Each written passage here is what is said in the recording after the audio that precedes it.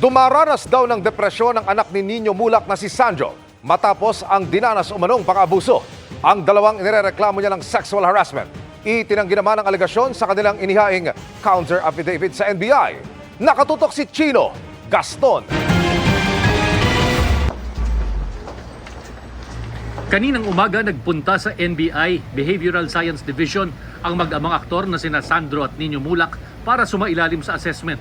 Kaugnay ito ng isinampang reklamo ni Sandro ng pagsasamantala o pang-aabuso sa batang aktor. Ayon kay Nino, wala pa sa ayos ang kanyang anak matapos ang insidente. May depression, constant depression, and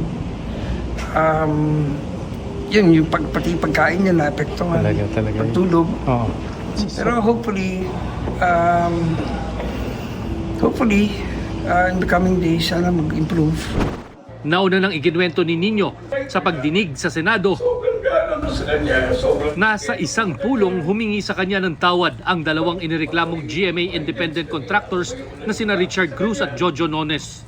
Actually, nakaharap ko lang yung dalawa. Ayun, dalawa na. Yeah. And they apologized to me. Sir, apologize meaning they have admitted. As to my understanding, yes. Pero sa joint counter affidavit ng dalawa na isinumite kaninang hapon sa NBI, itinanggi nila ang aligasyong pinagsamantalahan o inabuso nila ang aktor na si Sandro Mulak. At the onset naman sinabi namin that there is an absolute denial of all the allegations being accused of our clients. Sa ngayon, matindi raw ang epektong dulot ng kontrobersya sa physical at mental health ng kanyang mga kliyente, bunsod ng mga naglalabasang kwento at pagpuna sa social media. This is very disheartening to them.